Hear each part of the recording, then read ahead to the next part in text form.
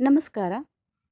ಬೆಂಗಳೂರು ನಗರ ವಿಶ್ವವಿದ್ಯಾಲಯದ ತೃತೀಯ BA ಐಚ್ಛಿಕ ಕನ್ನಡ ವಿದ್ಯಾರ್ಥಿಗಳಿಗೆ ಪತ್ರಿಕೆ 5ರಲ್ಲಿನ 2ನೆಯ ಪಠ್ಯಭಾಗ ಮುದ್ದಣನ ರಾಮಾಶ್ವಮೇಧ ಕೃತಿಯಲ್ಲಿನ ಮುದ್ದಣ ಮನೋರಮೆಯ ಪ್ರಸಂಗ ಕುರಿತು ಇಲ್ಲಿ ಸಂಕ್ಷಿಪ್ತವಾಗಿ ಪರಿಚಯಿಸಲಾಗಿದೆ. ಪ್ರಸ್ತುತ ಭಾಗದಲ್ಲಿ ರಾಮಾಶ್ವಮೇಧ ಕಾವ್ಯಾರಂಭದ ವಿಶೇಷ, ಕವಿ ಬಳಸುವಂತಹ ತದ್ಭವಗಳ ಔಚಿತ್ಯ, ಮುದ್ದಣ ಪ್ರಯೋಗಿಸುವಂತಹ ಪದಗಳ ಸ್ವಾರಸ್ಯ, ವಿಶಿಷ್ಟ ರೀತಿಯ ಪ್ರಕೃತಿ ವರ್ಣನೆ, ಭಾಷಾ ಸಂಕ್ರಮಣದ ಸಂದರ್ಭ, ನಡುಗನ್ನಡವು ಹೊಸಗನ್ನಡವಾಗಿ ಪರಿವರ್ತನೆಯಾಗುತ್ತಿರುವಂತಹ ಬಗೆ ಇತ್ಯಾದಿಗಳನ್ನು ವಿದ್ಯಾರ್ಥಿಗಳು ಕಲಿಕೆಯ ಅಂಶಗಳನ್ನಾಗಿ ತಿಳಿಯಲಿದ್ದಾರೆ. ಪ್ರಧಾನ ಉದ್ದೇಶವೆಂದರೆ ಮುದ್ದಣನ ಹಳಗನ್ನಡ ನಡುಗನ್ನಡ ಭಾಷಾ ಪ್ರಯೋಗದ ಶೈಲಿ ಕವಿ ಸಮಕಾಲೀನ ಕವಿಗಳಿಗಿಂತ ಹೇಗೆ ಭಿನ್ನವಾಗಿ ತಳೆದ ನಿಲುವು, ದಂತಹ ಗದ್ಯ ಪ್ರಕಾರದ ವಿಶಿಷ್ಟತೆ, ಕವಿ ಮುದ್ದಣನ ಸ್ವಪಗ್ನತೆ, ಹೊಸಗನ್ನಡ ಅರುಣೋದಯದ ಸೂಚನೆ, ಕವಿ ಮುದ್ದಣನ ಕಾವ್ಯದ ಸೊಗಸು ಇತ್ಯಾದಿ ವಿಷಯಗಳನ್ನು ನಾವು ಪ್ರಸ್ತುತ ಭಾಗದಲ್ಲಿ ತಿಳಿಯಬಹುದಾಗಿದೆ. ಈಗಾಗಲೇ ವಿದ್ಯಾರ್ಥಿಗಳು ತಿಳಿದಿರುವ ಹಾಗೆ ಕನ್ನಡ ಸಾಹಿತ್ಯ ಲೋಕದಲ್ಲಿ ಕಂಡುಬರುವ ಗದ್ಯ ಕೃತಿಗಳಲ್ಲಿ ಕವಿ ಮುದ್ದಣನು ಬರೆದ ಶ್ರೀ ರಾಮಾಶ್ವಮೇಧ ಕೃತಿಯು ತುಂಬ ಪ್ರಸಿದ್ಧವಾದ ಕಾವ್ಯವಾಗಿದೆ. ನಡುಗನ್ನಡವು ಹೊಸಗನ್ನಡವಾಗಿ ಬದಲಾವಣೆಯಾಗುವಂತಹ ಸಂದರ್ಭದಲ್ಲಿ ಕಾಣಿಸಿಕೊಳ್ಳುವ ಪ್ರಮುಖ ಕೃತಿ ಮುದ್ದಣನ ಈ ರಾಮಾಶ್ವಮೇಧವಾಗಿದೆ. ಮುದ್ದಣನು ರಾಮಾಶ್ವಮೇಧ ಎಂಬ ಈ ತನ್ನ ಕೃತಿಯನ್ನು ಸಾಂಪ್ರದಾಯಿಕವಾದ ದೈವಸ್ತುತಿ ಅಥವಾ ಗುರುಸ್ತುತಿಯೊಂದಿಗೆ ಆರಂಭಿಸದೆ ವರ್ಷಾಕಾಲದ ವರ್ಣನೆಯೊಂದಿಗೆ ಪ್ರಾರಂಭಿಸುತ್ತಾನೆ. ಅಲಂಕಾರ ಶಾಸ್ತ್ರೋಕ್ತವಾದ ಯಾವುದೇ ಕಾವ್ಯಗಳನ್ನು ಇಲ್ಲಿ ಅನುಸರಿಸದಿರುವುದು ಕವಿಯ ಸ್ವತಂತ್ರ ಮನೋಭಾವದ ಪ್ರತೀಕವಾಗಿದೆ. ಈ ಮೊದಲು ಆದಿಶೇಷನು ವಾತ್ಸಾಯನನಿಗೆ ಹೇಳಿದ್ದ ಶೇಷ ರಾಮಾಯಣದ ಕಥೆಯನ್ನು ತಾನು ತನ್ನ ಪತ್ನಿ ಮನೋರಮೆಗೆ ಹೇಳುತ್ತಿರುವ ತಂತ್ರವನ್ನು ಬಳಸಿಕೊಂಡು ಮುದ್ದಣ ಈ ಗದ್ಯಕಾವ್ಯ ಕೃತಿಯನ್ನು ರಚಿಸಿದ್ದಾನೆ. ಕಾಲಪುರುಷನ ಬೇನೆಯ ರೂಪಕದ ಮೂಲಕವಾಗಿ ಮಳೆಗಾಲವನ್ನು ಬಣ್ಣಿಸ್ತಾ ಈ ಕಾವ್ಯಾರಂಭ ಮಾಡಲಾಗಿದೆ. ಅದು ಹೀಗಿದೆ: ಓ ಕಾಲಪುರುಷನಿಗೆ ಆರೋಗ್ಯವಿಲ್ಲವೇ? ನಿಸ್ತೇಜನಾಗಿದ್ದಾನೆ. ಅವನಿಗೆ ಲವಲವಿಕೆ ಇಲ್ಲೇ? ಅವನ ಹೊಟ್ಟೆಯೊಳಗೇನೋ ಗುಡು ಗುಟ್ಟುತ್ತಿದೆಯಲ್ಲ, ಇದೇನು? ಅರಮನೆಯ ಬಾಗಿಲನ್ನು ಮೋಡದ ತೆರೆಯಿಂದ ಮುಚ್ಚಿದ್ದಾರೆ. ಒಳಗೆ ಪ್ರವೇಶಿಸಲು ಯಾರಿಗೂ ಅನುಮತಿ ಇಲ್ಲದಿರಬಹುದು. ಅಪ್ಸರೆಯೊಬ್ಬಳು ತನ್ನ ಚಂಚಲವಾದ ದೃಷ್ಟಿಯಿಂದ ಅತ್ತಿತ್ತ ನೋಡುತ್ತಿರುವಳು. ಆಕೆ ಮೂಲಿಕೆ ಮದ್ದನ್ನು ಕೊಂಡೊಯ್ಯಲು ಸಿಡಿಲು ಎಂಬ ಸೈನಿಕನು ಮಧ್ಯ ಇರುವ ಬೆಟ್ಟಗಳ ಮೇಲೆ ಹೆಚ್ಚಿನ ಆರ್ಭಟದಿಂದ ಬಂದು ಅಪ್ಪಳಿಸುತ್ತಿದ್ದಾನೆ. ಏನು ಕಾಯಿಲೆಯೋ? ಕಾಲಪುರುಷ ಸುಗ್ಗಿ ಕಾಲದಲ್ಲಿ ಉಂಡುದನ್ನು ಈ ಮಳೆಗಾಲದಲ್ಲಿ ಹೊರಹಾಕುತ್ತಿರಬೇಕು. ಕಷ್ಟ, ಕಾಲ ಕಷ್ಟವಾದುದು. ಇಲ್ಲಿ ಕವಿ ಮುದ್ದಣನು ಬಳಸುತ್ತಿರುವ ಪದಗಳು ಗಮನಾರ್ಹ. ಪ್ರಾಚೀನ ಕವಿಗಳು ತಮ್ಮ ಕಾವ್ಯಗಳ ಆರಂಭದಲ್ಲಿ ತಮಗೆ ಇಷ್ಟವಾದ ದೈವವನ್ನು ಸ್ತುತಿಸಿ ಹಿರಿಯರಾದ ಕೆಲವು ಕವಿಗಳನ್ನು ಸ್ಮರಿಸುತ್ತಾ ಕಾವ್ಯಾರಂಭ ಮಾಡುವುದು ರೂಢಿ. ಆದರೆ ಮುದ್ದಣನು ಈ ರೂಢಿಯನ್ನು ಮೀರಿ ಮಳೆಗಾಲದ ವರ್ಣನೆ, ಅದರಲ್ಲಿಯೂ ಕಾಲಪುರುಷನಿಗೆ ಕಾಯಿಲೆಯಾಗಿರಬಹುದೇ ಎಂಬ ಸಂಶಯೋಕ್ತಿಯೊಂದಿಗೆ ಕಾವ್ಯವನ್ನು ಪ್ರಾರಂಭಿಸಿದ್ದಾನೆ. ಇಲ್ಲಿ ಸಂಸ್ಕೃತ ಪದಗಳ ಬಾಹುಳ್ಯ ಇಲ್ಲವೆಂಬುದು ಗಮನಾರ್ಹವಾದ ವಿಷಯ.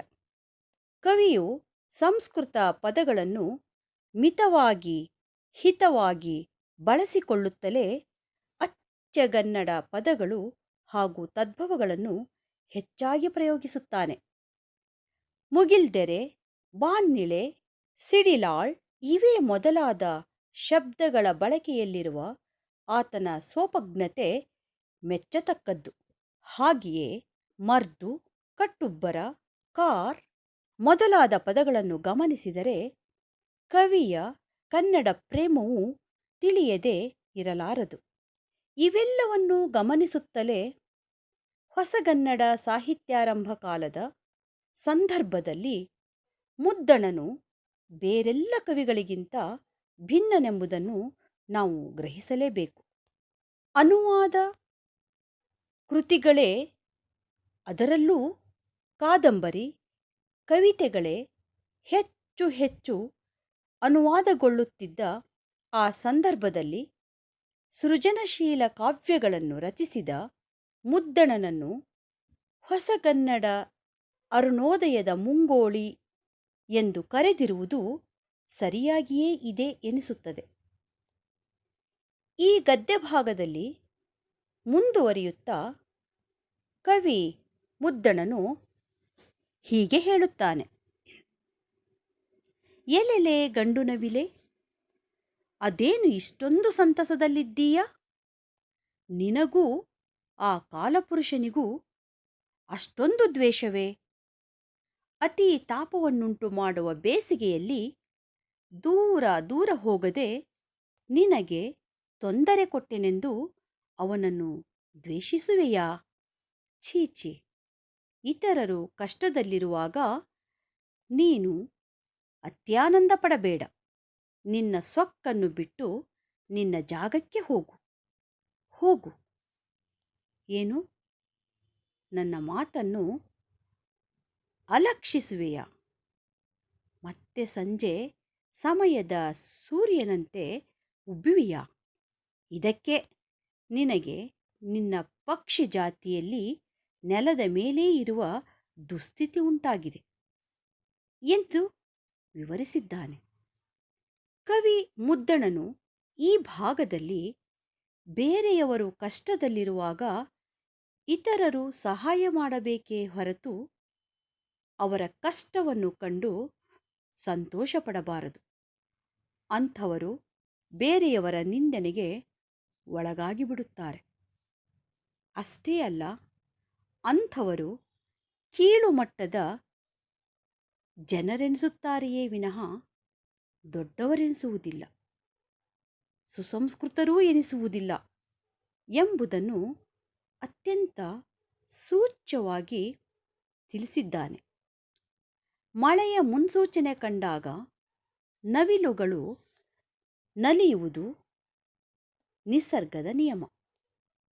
ಆದರೆ ಕವಿ ಅದನ್ನೇ ತನ್ನ ಕಾವ್ಯದಲ್ಲಿ ವಿಶಿಷ್ಟವಾದ ಮಾತುಗಳೊಂದಿಗೆ ಜಗತ್ತಿಗೆ ನೀತಿಯನ್ನು ಹೇಳುವ ಪರಿಯಲ್ಲಿ ಬಳಸಿಕೊಂಡಿರುವುದು ನಿಜವಾಗಿಯೂ ಕವಿಯ ಜಾಣ್ಮೆಗೆ ಮತ್ತೊಂದು ಅದ್ಭುತವಾದ ಪ್ರತಿಮೆಯೇ ಸರಿ. ಕಾಲಪುರುಷನಿಗೆ ಕಾಯಿಲೆಯಾಗಿ ಕಡು ಕಷ್ಟದಲ್ಲಿರುವಾಗ ಸಂತಸದಲ್ಲಿರುವಂತೆ ಕಂಡುಬರುವ ನವಿಲುಗಳನ್ನು ಕುರಿತ ಈ ಮಾತುಗಳು ಮುದ್ದಣನ ಸ್ವಂತ ಕಲ್ಪನೆಯ ಮಾತುಗಳಾಗಿವೆ ಎಂಬುದನ್ನು ನಾವಿಲ್ಲಿ ಗುರುತಿಸಬಹುದು.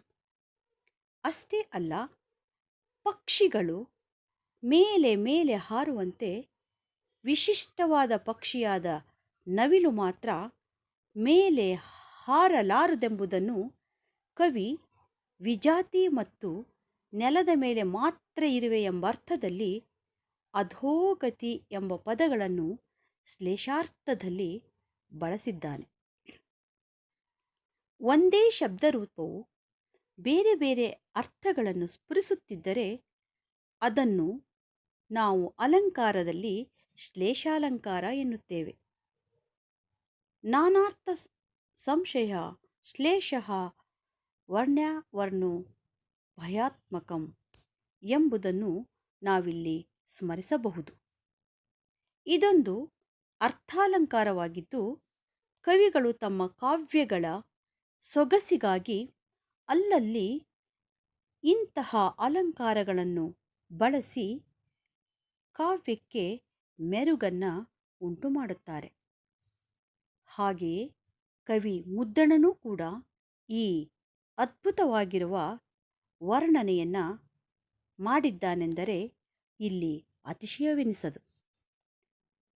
ಮತ್ತೆ ಕವಿ ವರ್ಣನೆಯ ಭಾಗವನ್ನು ಮುಂದುವರಿಸುತ್ತಾ ಜಾತಕ ಪಕ್ಷಿಯನ್ನು ಸಂಬೋಧಿಸಿ, ಎಲೆ ಜಾತಕ ಪಕ್ಷಿಯೇ, ಸುಮ್ಮನೆ ಬಾಯಿ ಬಿಡಬೇಡ.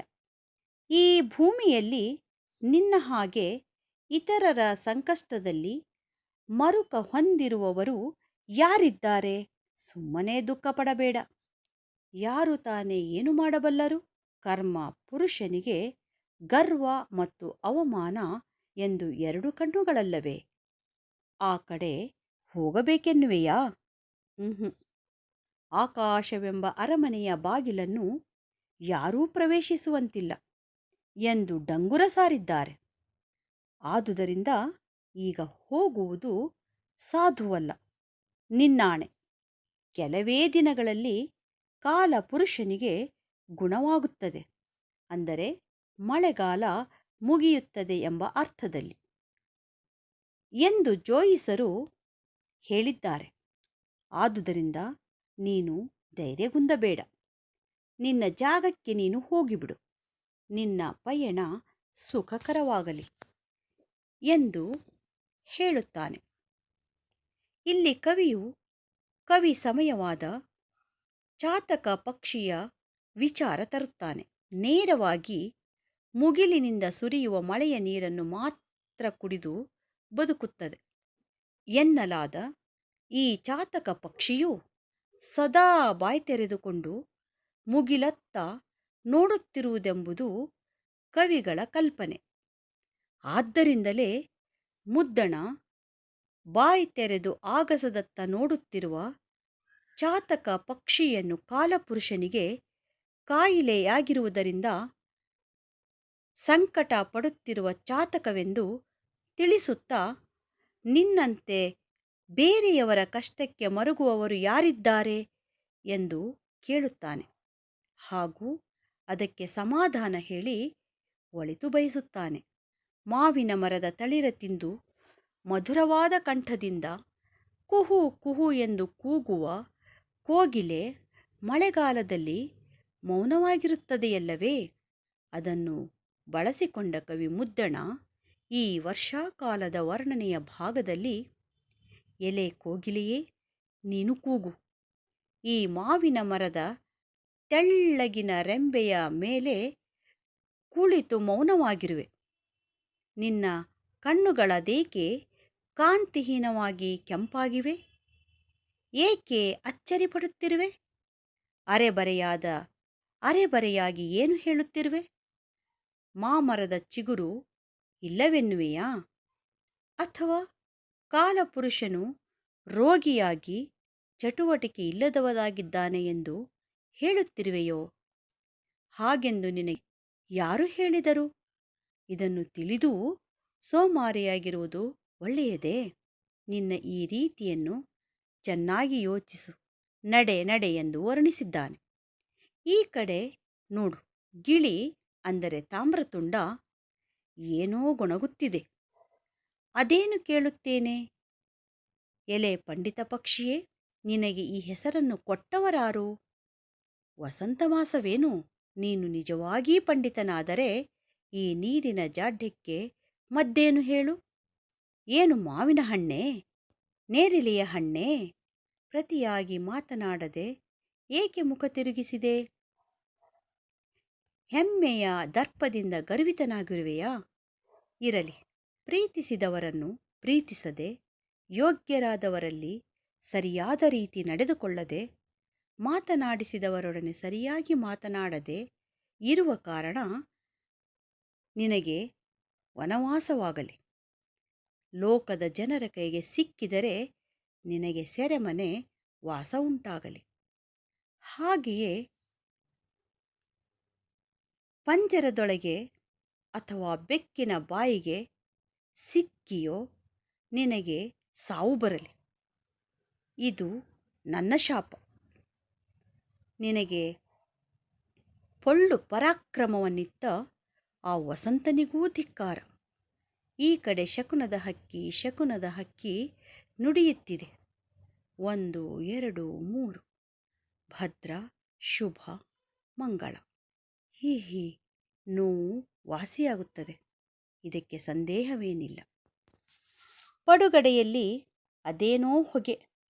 ಸಮುದ್ರದೊಳಗಿರುವ ಬಡಬಾನಲವು ಎಡೆಬಿಡದೆ ಬೀಸುತ್ತಿರುವ ಬಿರುಗಾಳಿಯ ಬೀಸುವಿಕೆಯಿಂದ ದಳ್ಳುರಿಯಾಗಲು ಅಲ್ಲಿ ಆಶ್ರಯ ಪಡೆದಿದ್ದ ಬೆಟ್ಟಗಳೆಲ್ಲ ಕರಿಕಾಗಿ ಹೋಗಿರಬೇಕು.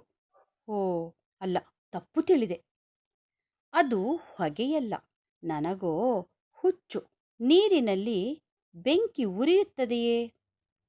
ಹಿಂದ ಕೇಡಿಗೆ ಸಿಕ್ಕಿದ ಕರಿಯ ಬಣ್ಣದ ಬೆಟ್ಟಗಳು ಸಮುದ್ರದಲ್ಲಿ ಆಶ್ರಯ ಪಡೆದು ಈಗ ಹಿಂದಿನ ದ್ವೇಷವನ್ನು ನೆನೆದು ಸ್ವರ್ಗದ ಮೇಲೆ ದಾಳಿ ಮಾಡಲು ಸೈನ್ಯ ಸಮೇತ ಹೋಗುತ್ತಿವೆಯೋ ಏನೋ ಎಂಬಂತೆ ಕಪ್ಪು ಮುಗಿಲುಗಳು ಆಕಾಶವನ್ನು ಆವರಿಸಿರಲು ಅದು ಕಾಲನೆಂಬ ಕಾಳರಕ್ಕಸನು ಹೊದೆದುಕೊಂಡ ಕರಿಯ ಬಟ್ಟೆಯಂತೆ ಕಂಡಿತು. ದೂರದಲ್ಲಿ ಹೊಳೆಯುವ ಬಳ್ಳಿ ಮಿಂಚು ಅವನೇ ಬೀಸುತ್ತಿರುವ ಕೈಗತ್ತಿಯ ಹೊಳಪಿನಂತೆ ಕಣ್ಣಿಗೆ ಆಕರ್ಷಿತವಾಯಿತು.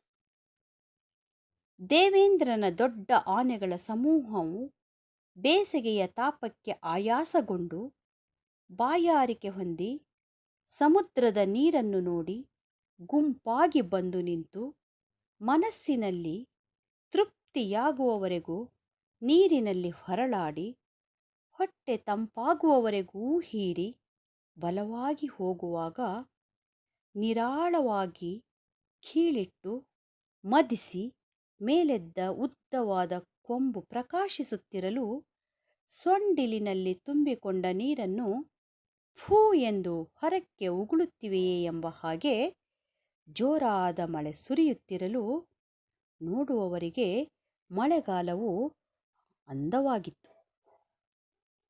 ಹೀಗೆ ಕವಿ ಮುಂಗಾರು ಕಾಣಿಸಿಕೊಳ್ಳಲು ಭೂಮಿ ಎಂಬ ಹೆಣ್ಣಿಗೆ ಮೋಡಗಳೆಂಬ ವಿಟರೊಂದಿಗೆ ಆ ಅಧಿಕಗೊಳ್ಳುತ್ತಿರುವ ಬಾಂಧವ್ಯದಿಂದಾಗಿ ಬಿಳಿಯ ಬಣ್ಣದಿಂದ ಸುರಿಯುವ ಸುಖದ ಕಣ್ಣೀರೇನೋ ಎಂಬಂತೆ ಹೊಳೆ ನೀರು ತುಂಬಿ ಪ್ರವಾಹವಾಯಿತು ಎಂದು ಚಿತ್ರಿಸುತ್ತಾನೆ. ಅತಿಶಯವಾದ ಈ ಸುಂದರತೆಗೆ ಮನಸೋತು ಒಂದುಗೂಡಲು ಬಂದು ನೋಡಿದೆಡೆಯಲ್ಲಿ ಬೆಳ್ಳಿ ಮಂಟಪವು ಅಲಂಕಾರಗೊಂಡಂತೆ ನಿಸರ್ಗ ವ್ಯಾಪಿಸಿತ್ತು ಎಂಬುದನ್ನು ರಮಣೀಯವಾಗಿ ಬಣ್ಣಿಸುತ್ತಾನೆ. ಅಲ್ಲದೆ ಈ ಹೊಸ ರೀತಿಯಲ್ಲಿ ಮೇಲೆದ್ದ ರೋಮಾಂಚನದಂತೆ ಹುಲ್ಲುಗಾವಲು ಪ್ರಕಾಶಮಾನವಾಗಿ ಕಂಡಿತು.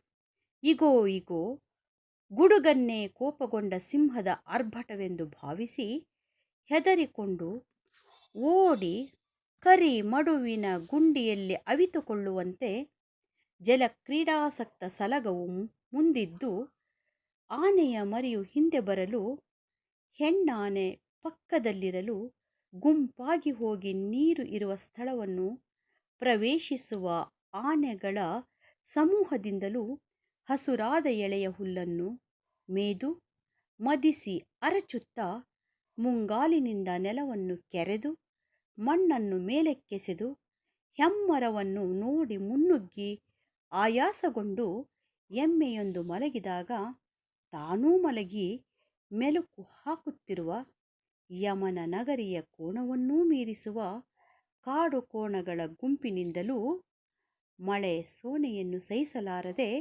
ಮರಿಗಳನ್ನು ತಾವಿದ್ದ ಜಾಗದಲ್ಲಿಯೇ ಮುದ್ದು ಮಾಡುತ್ತಿರುವ, ಹತ್ತಿರದಲ್ಲಿಯೇ ಹರಿಯುತ್ತಿರುವ ಕಾಡಿನ ನದಿಗಳ ಶಬ್ದವನ್ನು ಕೇಳುತ್ತಿರುವಾಗ ಹೊಡೆದ ಸಿಡಿಲಿನ ಶಬ್ದವನ್ನು ಕೇಳಿ ಕಿವಿ ನಿಮಿರಿಸಿ ಮೈ ನವಿರೆದ್ದು ಚಂಚಲ ನೇತ್ರಗಳಿಂದ ಸುತ್ತಮುತ್ತ ನೋಡುತ್ತಿರುವ ಜಿಂಕೆಗಳ ಸಮೂಹದಿಂದಲೂ ಜಡಿಮಳೆಗೆ ಹೆದರಿ ತಾವು ಹೊರ ಹೋಗದೆ ಮರಿಗಳಿಗೆ ಗುಟುಕು ತರಲು ಜೊತೆಗಾರನನ್ನು ಹೊರಗೆ ಕಳುಹಿಸಿ ತಂಗಾಳಿಯ ತಂಪಿಗೆ ಕಂಪಿಸುವ ಚಿಕ್ಕ ಮರಿಯನ್ನು ರೆಕ್ಕೆಯಲ್ಲಿ ಮುಚ್ಚಿಟ್ಟು ಗೂಡಿನ ಮುಂಭಾಗದಲ್ಲಿ ಕುಳಿತು ಕಾದಿದ್ದಾಗ ಬಳ್ಳಿಯಂತೆ ಹರಡುವ ಮಿಂಚನ್ನು ಕಂಡು ಹೆದರಿ ಗೂಡಿನೊಳಗೆ ಹೋಗಿ ಮುಚ್ಚಿಟ್ಟುಕೊಂಡು ಜೊತೆಗಾರನ ಆಗಮನವನ್ನು ನಿರೀಕ್ಷಿಸುವ ಹೆಣ್ಣು ಹಕ್ಕಿಗಳ ಗುಂಪಿನಿಂದಲೂ ಕಾಡಿನ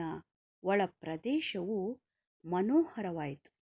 ಹೀಗೆ ಮುದ್ದಣ ರಮಣೀಯವಾಗಿ ನಿಸರ್ಗವನ್ನು ವರ್ಣಿಸುತ್ತಾನೆ. ಇಲ್ಲಿ ಮುದ್ದಣ ಕವಿಯು ಬಳಸಿರುವ ವಿಶಿಷ್ಟ ಪದಗಳನ್ನು ಗಮನಿಸಲೇಬೇಕು. ಹೊಸಗನ್ನಡದ ಅರುಣೋದಯ ಸಂದರ್ಭದಲ್ಲಿ ಬದುಕಿದ್ದ ಈ ಕವಿ ಹಳಗನ್ನಡದ ಪದಗಳನ್ನು ಬಳಸುತ್ತಿರುವ ಬಗ್ಗೆ ಹಾಗೂ ತದ್ಭವಗಳ ಬಳಕೆಯ ಬಗೆಗೂ ಗಮನಹರಿಸಬೇಕು. ಕತಿಪಯ ಅಂದರೆ ಕೆಲವು, ಬಗ್ಗಿಸು ಕೂಗು, ತಾಮ್ರತುಂಡ ಅಂದರೆ ಗಿಳಿ, ಮಾಂಬಳ ಅಂದರೆ ಮಾವಿನ ಫಲ, ಕೂರಿದರ್ ಅಂದರೆ ಪ್ರೇಮಿಗಳು, ಇವೇ ಮೊದಲಾದ ಪದಗಳ ವಿಶೇಷ ವಿವರಣೆಯನ್ನು ನಾವು ಗಮನಿಸಬಹುದು. ಹಾಗೆಯೇ ತದ್ಭವ ಪದಗಳು, ಅಲಂಕಾರ ಶಬ್ದಗಳು, ಸಮಾಸಗಳ ಅನೇಕ ಪದಗಳು ಕವಿಯ ಈ ಗದ್ಯಕಾವ್ಯದಲ್ಲಿ ವಿಶೇಷವಾಗಿ ಬಳಕೆಯಾಗಿರುವುದನ್ನು ನಾವು ಗಮನಿಸಬಹುದು.